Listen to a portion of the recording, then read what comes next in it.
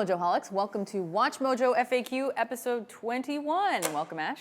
Hi there, Rebecca. Hey, Mojoholics. How are you? So last week, episode 20, we said was going to be the last show before the holidays, and obviously we lied, huh? So here we are 1 week later. What happened? Just when you thought you guys were out, we pull you back in. Okay, so basically this week we published a sponsored video, and by and large it was fine. Most of you liked the topic and liked the video, but since we will probably do a few more of these sporadically, then we thought it would be useful to create this kind of Q&A to explain our thoughts on it and just to be 100% transparent.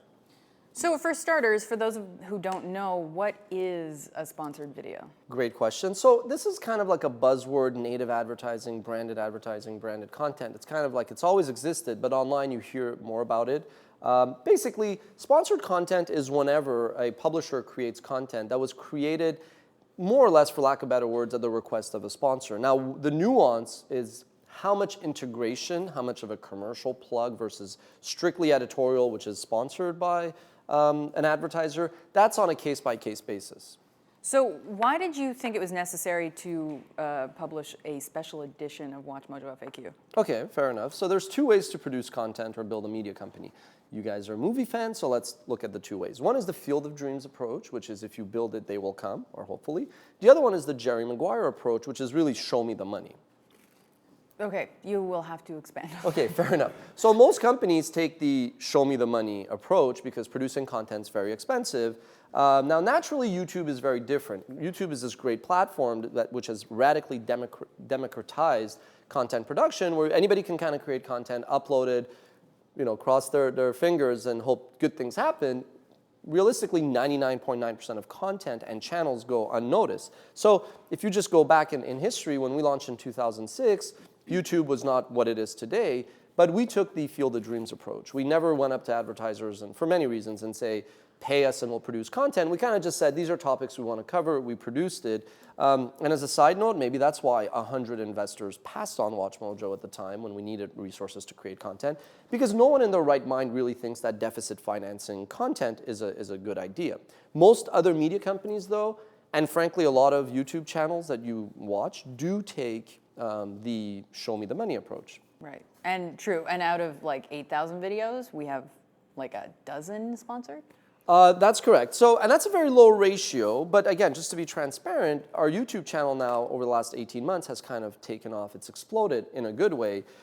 Today, we literally get 5, sometimes 10 offers per day to endorse this, plug that, and we say no. We say no literally. I mean, out of 100, I personally cut off the head of 90 of those emails when they come in. I don't even send them to the team.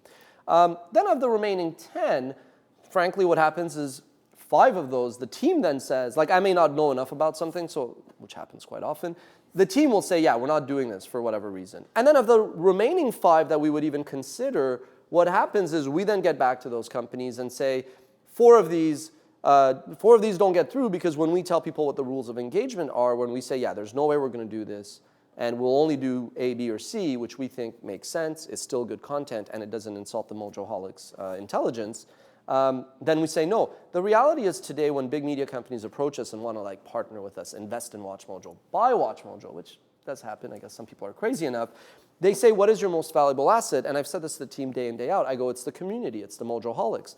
So the word I'm using starts with F, but I'll use a cleaner word. We will never mess with that, right? We will never mess with the community, ever. So what's the message that you want to relay to the Mojoholics? Sure. So again, if you look at the sponsored video that we did, the first one in this batch, I mean, again, 80–90% of you guys liked it. It was a topic that many of you maybe would have wanted us to do anyway. The truth is, we probably got 5 comments were like, sellouts, I can't believe you're doing this. But again, to me, even 5 is a lot. And we got 1 email, and you're going to laugh, saying, you're doing this FAQ because of 1 email? Yes, that's how much we love you guys and respect you. And I think if one guy takes the time to email, there may be another 10 who think the same thing, if not more. So here's what we would never do. We would never do like top 10 publishers if Nintendo wanted to pay us, and then put Nintendo number 1 or even number 10. Never would we do that. That's crazy on like 10 different levels. But if we were to do top 10 publishers and like Hilton or Coca-Cola wanted to sponsor that, how do they impact the rankings? If they said we want to impact the rankings, we'd say, ciao, F off. Would never happen. That's kind of like the 99 that don't see the light of day. You can imagine it's things along those lines. But if Nintendo came knocking and said, listen, we like WatchMojo, we respect what you guys are doing, we love and respect the community you've built, could you do, we want to celebrate our anniversary, could you do top 10 Nintendo games and we're going to leave you alone? Why wouldn't we do that? That's great. I mean, let's just go a bit in the future. If you had a studio that came to us, and I have such a contract on my desk, you guys could tell me if I should shred that or keep working on it. Imagine if a studio came and said, we're going to launch the latest, greatest new movie. It's a movie the Mojoholics love. And we want to take a Mojoholic and fly him to London or New York or LA to a premiere, put him at a great hotel, give him spending money, and get him to take pictures with the crew, with the cast. Should I not do that? Like, is that bad? Is that dirty? It's like we would think you guys would love that. So I think, you kind of have to realize that, we're here doing what you guys want us to do. If you guys are, even if a vocal enough minority doesn't want us to do that, we'll kill all those things. We don't think that makes sense. Can a WatchMojo host also go on that trip? There may be a WatchMojo host, and that's part of it, where you guys can get to meet, whether it's Rebecca or Dan or all the other great people that you'll be seeing in the near future. So in an ideal world, what would the Mojoholics do and say?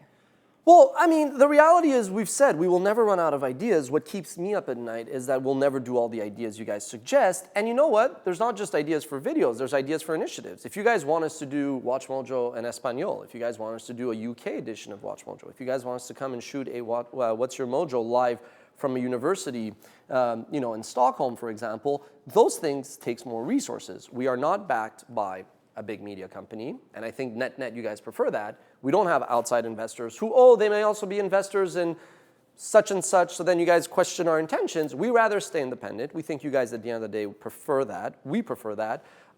So it's kind of like these great top 10s that we produce don't fall out of the sky where like the top 10 gods poop them out and we kind of grab a bucket and then just put them on YouTube. They take a lot of resources. You guys have probably seen in the background last year or a year and a half ago when we did these FAQs, or What's Your Mojo, there was like 6, 7, 8 people in the office. Today, there's just more and more bodies populating.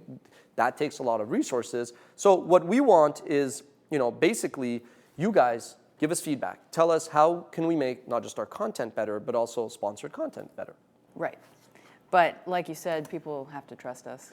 That's exactly the point. I think the same way that you guys at the end of the day trust us and we're going to put in an honest effort into creating objective, unbiased lists that are accurate, authoritative, and yes, there might be an odd mistake or an oversight, and we're quick to admit and fix on that. You have to assume that if and when we do sponsored content, again, we do 150 clips a month, we won't ever be in a position to do more than 5 a month. Now, it might be like, oh my God, 5 a month, but that's like 2-3%, which is still lower than any other major media publication you go to.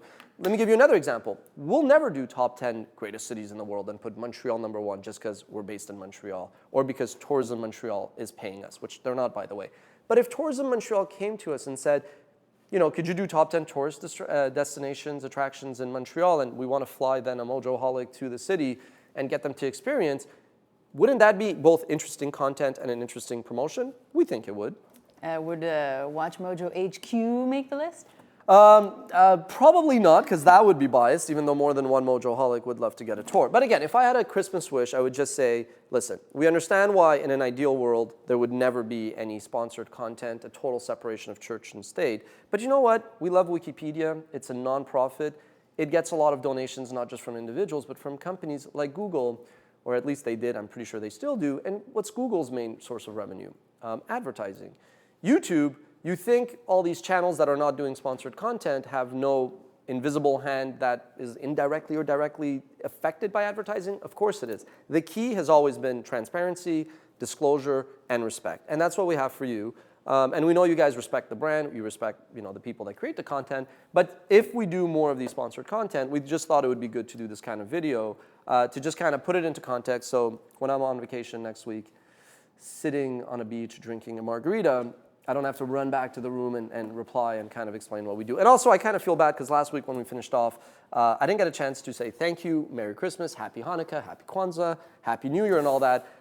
It's been a great year. We hope 2015 will be even better. So thanks for watching. Thanks for giving us feedback, even if sometimes we may respectfully disagree. Let the Festivus airing of grievances continue. Happy holidays.